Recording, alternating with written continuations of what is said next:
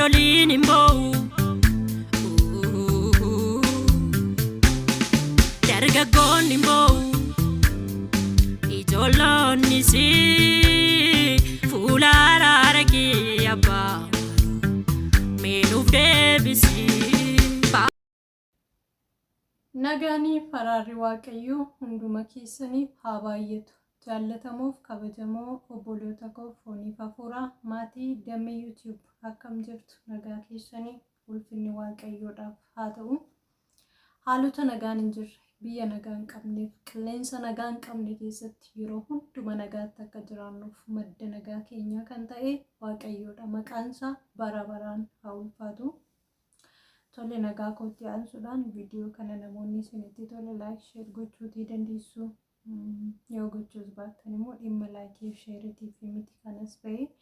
Egaa akkuma beekamu torbee kana keessaa guyyoota sadiif keessumaa ijoolleen Oromoo gadda guddaarra akka jirru beekamaadha. Sababa obboleessi keenya Hafuuraa artistii Sooraan boqoteef gaddi guddaan namoota baay'eetti akka dhagahame.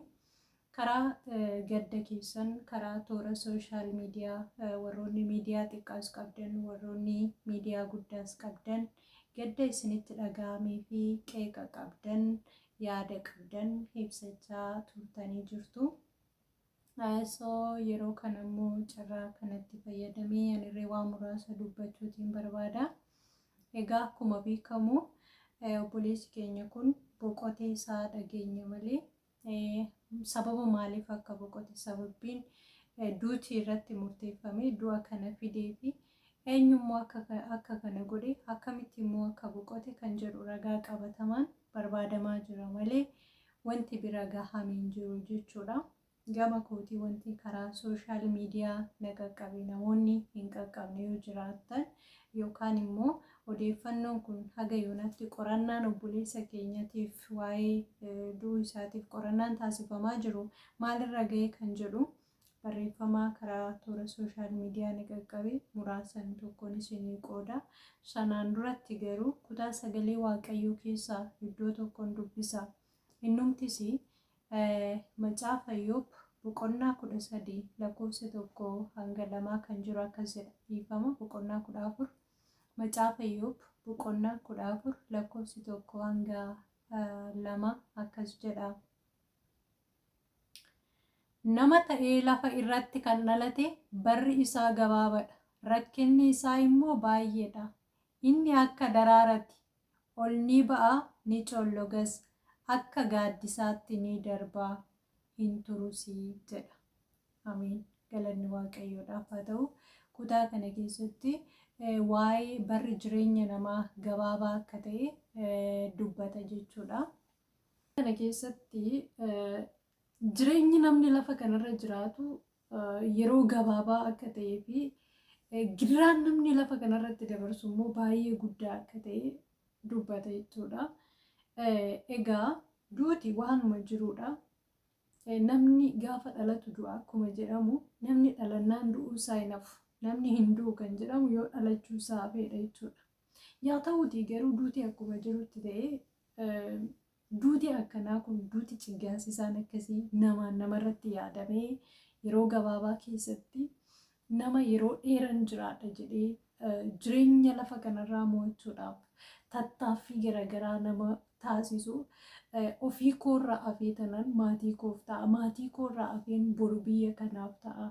Ofii koorra darbee immoo dhalli na keessa argamu immoo kan narra caalu ta'a jedhee nama karoora dheeraa of fuulduraa qabu yeroo gabaabaa keessatti daqiiqaa muraasa keessatti karaa hin beekamneen gaafa harka namaatiin lubbuun isaa badu gaddi kana caala sammuu namaa cabsu hin jiru jechuudha.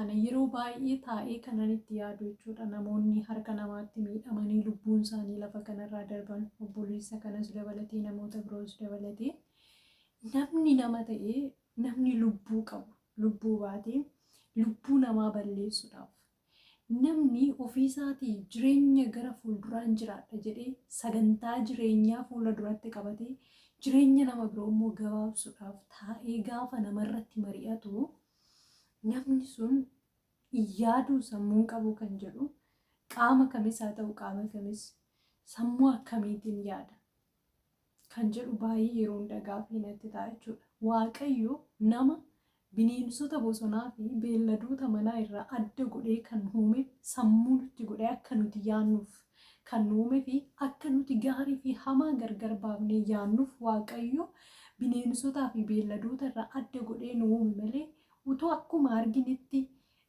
jiraachuu yookaan immoo bineensonnii fi beelladoonni amma hasaaba hin qabanii jechuudha. Waanuma argatan nyaatanii, waanuma argatan dhuganii, waanuma isaanitti fakkaatee godhu jechuudha.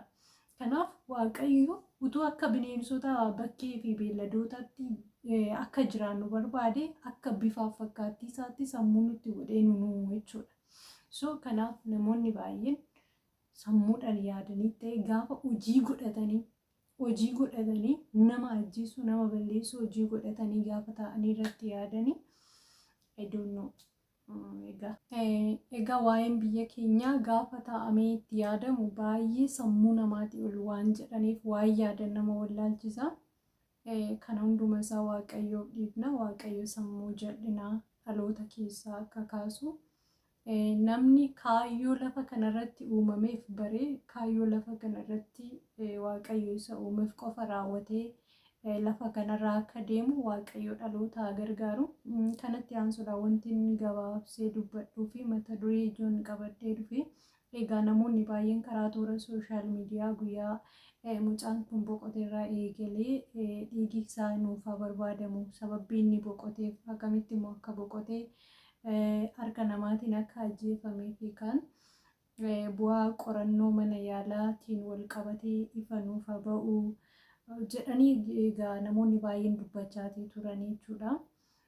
So kana wal qabatee haga yoonaatti qorannoon maalirra akka jiru gama seeraatiin barreeffama obboleessi tokko poostii godhee fi ragaa qabatamaa kan ta'e isiniif hin dubbisa. Namoonni dubbifattan yookiin gaariidha. Namoonni hin dubbisnee fi isin hin qaqqabne garuu isiniif hin dubbisa. Numtis akka kana jedha. Odeeffannoo hanga yoonaatti jiru jedha. Egaa jalqaba wantoonni jedhamaatii ture.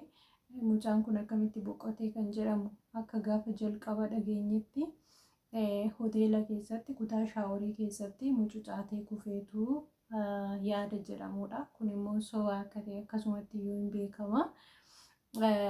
Kanaaf egaa odeeffannoon gama kanaan jiru immoo akka kana jedha. Odeeffannoo haga yoonaatti jiruun jedha. Hoteelli Aboolaa kan Sooran keessatti du'ee argamee cufameera. Abbaan hoteelaa fi hojjettoonni to'annaa jala oolanii hoteelichi qaamolee nageenyaan eegamaa jira.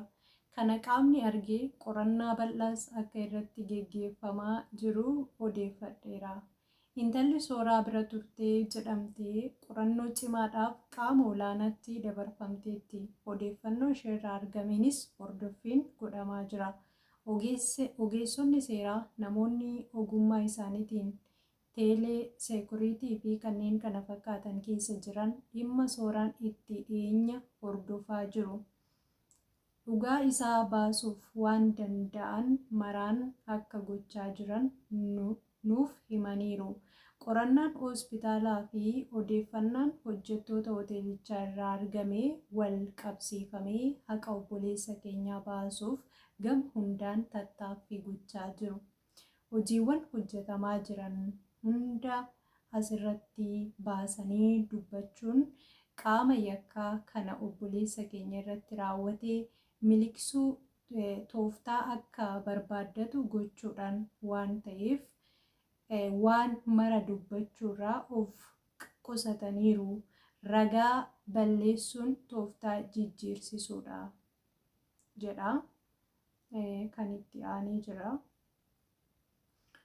Itti aanee kan jiru kanarraa kan hafe yaadota burjaajii garaagaraa asirra deemanii dura dhaabbadha. Namoonni asirraa xiyyeeffannoo argachuuf ragaa viidiyoo waliin jedhanu gaafa sana kaameraa qabatanii dhaabbatanii waraabaa turan. Wanti godhamee yakkadha. Lubbuu namaatu ba'e. namni lubbuu namaa baasu viidiyoo waraabaa godhataanan inni fiilmidha malee yakka miti. Osuma dhugaan jiru beekame immoo hanga guyyaa lamaatti obsa akkamiin turraa namni sun, akkamiin sammuun namaa boqonnaa argata jedha. Itti fufee kan jiru kaleessa gaafan gara bakka sooran itti ajjeefamee jedhame kana deemu Oromoon asirraa wacu kun dhimma biraadha. Walumaa galatti wanti barreeffama kanarraa hubadhe namoonni hoteelli mucaan keessatti boqote guyyaa gaafa inni boqote barii hojiirra jira jedhanii namoonni baay'een dubbatanii jiru jechuudha. Garuu namoonni sooshaal miidiyaa fayyadaman warri miidiyaa xixiqqaa miidiyaa gurguddaa qabanis mucaan kun hoteela sana keessatti boqotee utuu sababbiin inni boqotee fi haalli inni ittiin boqote utuu ifa hin bahin akkamitti hoteelli kun hojii hojjetaa jedhanii sagalee ta'aa turanii jechuudha. Fedha waaqayyoo ta'ee sagaleen namootas dhaga'ame.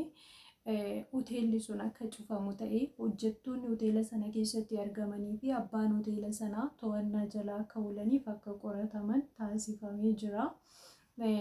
Egaa waaqayyo gooftaanii dhiiga obboleessa kana haa barbaadu jenna. Egaa akkaataan inni itti boqotee fi namni du'a kana isa irratti raawwate lubbuunsaa akka badu godhe kun yoo ifa ba'eeyyuu obboleessa kana deebisnee lubbuusaa argachuutii hin dandeenyu. Yaa ta'uutii garuu dhugaan nuuf haa ba'u jedhanii namoonni kan halkanii guyyaa kun barreeffamaan kun sagaleedhaan karaa toora sooshaal miidiyaa garaagaraa kan iyyaniif kan wacanii fi tokko dhugaan ba'uun obboleessa kanaa kan barbaachisuu fi kana booddee qaamni kamuu namni dhuunfas ta'ee qaamoleen kamuu lubbuu namaa irratti taa'anii hojii keenya jedhanii lubbuu namaa balleessuudhaaf jireenya namaa mancaasuudhaaf namoonni taa'anii akka hin mari'anneef fala guddaa ta'a jechuudha. Maaliif yoo namni kun argamee adabbii barbaachisaan ta'e nama kanarratti qaamota du'a obboleessa kanaatiif sababa ta'an irratti tarkaanfiin barbaachisu yoo fudhatame namoonni of qusatu kana booddee gocha akkasiirraa jedhee yaada jechuudha. Kanaaf dhugaa obboleessa kanaa akka sharafamnetti waaqayyoo haa baasu jenna. Kanadha kadhanni keenya yeroo hundumaa. Waaqayyo immoo lubbuu obboleessa kanaa akka fedha isaatti mootummaa isaatti akka simatuuf hin kadhannaa fi akkasuma immoo maatii obboloota kanaa harmee isaas ta'ee maatiiwwan isaa biroo akkasumas immoo obboloonni isaa foonii fi hafuuraa biyya keessaaf alaa gaddi guddaan itti dhaga'amee jiru waaqayyo akka isaan jajjabeessuuf waaqayyootiin hin kadhannaa fi duutii suukkaneessan akkasii akka deebi'ee biyya keenya keessatti hin taane yeroo baay'ee seexanni namoota namni ija irra kaawwatee jiru namoota marartoo lafa kanarraa fudhatee seexanni sammuu dhaloota baay'ee gaddaan dukkaneessa jechuudha. Kun irra deddeebi'ee ta'atii jira. Kuni akka hin taaneef illee waaqayyo fuula araara isaa gara biyya keenyaatti gara saba keenyaatti gara lafa keenyaatti akka deebisuuf yeroo hundumaa kadhata dhuunfaas ta'ee kadhata waleenii keessatti waaqayyootiin kadhachuuti qabna jechuudha. Wanti waaqayyoof dadhabame tokkollee hin jiru. Kanan isiniin jedha sababbii boqochuu obboleessa kanaatiif namoonni gaddi guddaan isinitti dhaga'amee waaqayyoonni warra gaddan jajjabeessuu beekuu isinaa jajjabeessuun jedha. Waaqayyo isinaa eebbisuu eebbifamaayii. Waa'ee obboleessa keenyaa immoo sababbii boqochuu isaatii fi haala kamiin akka boqote immoo waan jiru walumaan karaa toora sooshaal miidiyaa fi namoota dhimma kanatti siqanii qorannoo cimaa gaggeessaa jiran irraa hubachuutii dandeenya. Kanaan alatti waaqayyootiin kadhanna. Lafaaf haala keessa jirtanitti waaqayyo isin wajjiniin haa ta'u eebbifamaa. Damee yuutuubiidhaaf haaraa kan taatan sabiskiraayib taasisuudhaan maatii gootaa. Namoonni maatii taatan immoo viidiyoo haaraan yeroo isin qaqqabu laayik sheer gochuudhaan guddina chaanaalii kootii keessaa qooda qabaadhaan jedha. Waaqayyo isin haa eebbisu. Eebbifamaa.